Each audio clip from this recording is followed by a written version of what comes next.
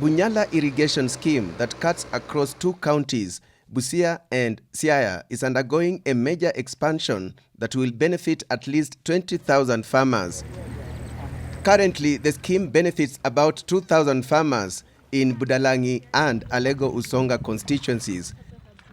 The 5.3 billion shilling project, which is expected to be completed in December 2022, targets to put an extra 10,000 acres of land under irrigation in phase 1 of its implementation, while another 10,000 acres will be irrigated in phase 2.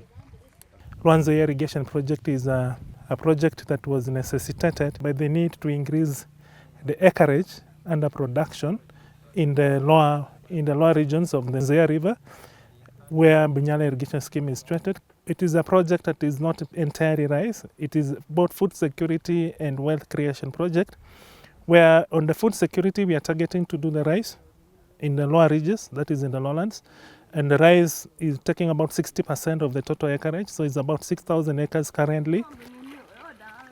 The scheme, which is managed by the National Irrigation Authority, has been a source of livelihood for residents of both counties.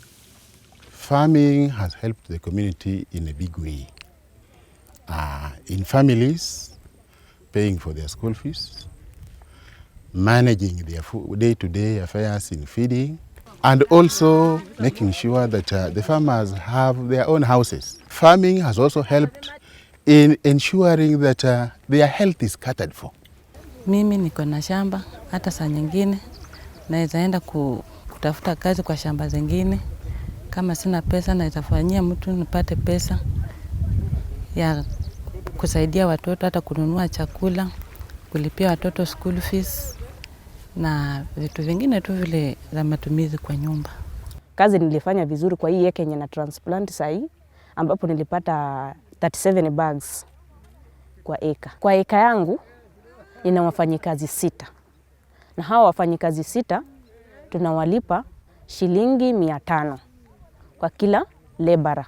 Baada ya kuvuna, ukipiga ile cost of production na ile pesa yenye umepata hiyo time, unapata kwamba faida iko, hakuna loss. The scheme was started in 1959 with an initial 534 acres of land under irrigation, but has grown over the years to the current 2,144 acres, benefiting more than 2,000 households. Irrigation water is pumped from River Nzoia and flows by gravity through open earth canals to the farm. The ongoing expansion falls under the Lower Nzoia Irrigation Development Project that began in the year 2018. The expansion entails construction of a diversion weir, a new intake and an earth canal.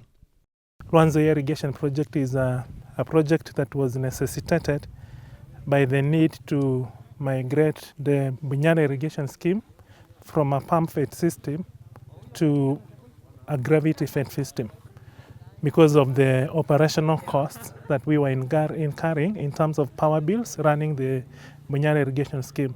So ultimately, when this project is complete, we will not be using pumps to supply the existing Bunyala Irrigation scheme.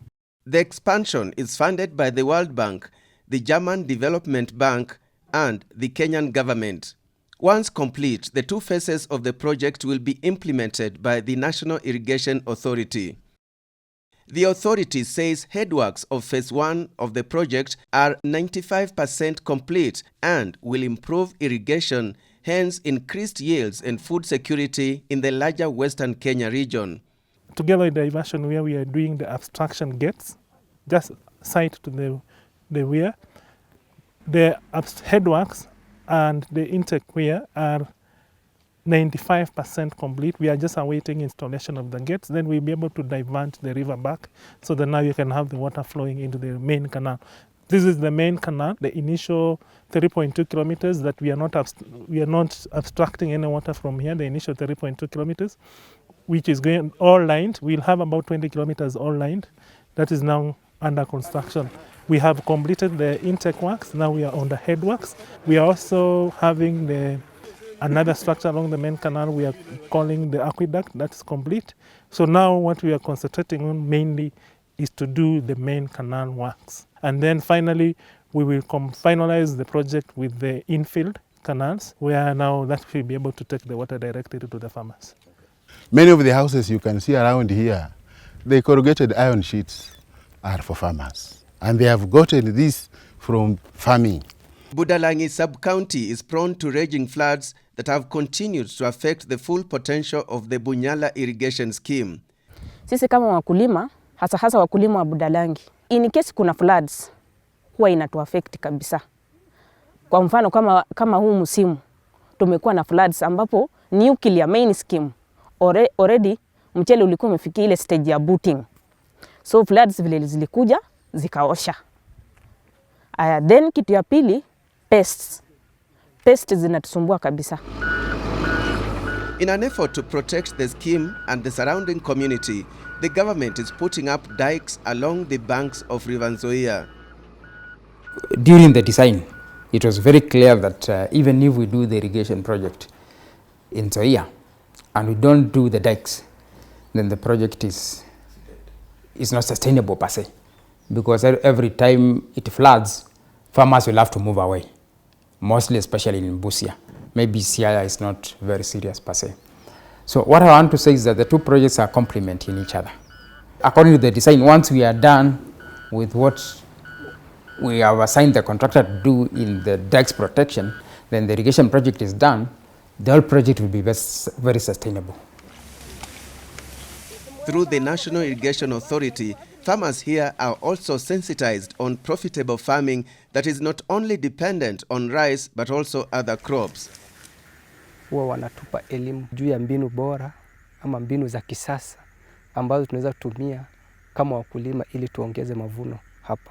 Na wakati tunapata changamoto, mara kwa mara tunakimbia kule ili wanatupa mwongozo ama maelekezo. We have already trained the farmers to be able to do 2 crops in a year.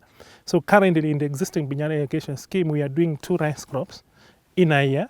So that essentially means that if you have 6,000 acres, then we can comfortably talk of 12,000 acres in a year, because we'll be able to utilize it twice. The remaining 4,000 acres, we are using it for other high-value crops, and basically focusing on horticulture, so that now farmers can be able to, if you look around in the local market, we rely on imports from the other parts of the country, and we are also looking at the region being able to service those other parts of the country, because it's under irrigation, so they should be able to plant all year round. Currently, the average farm holding per farmer is 1 to 4 acres.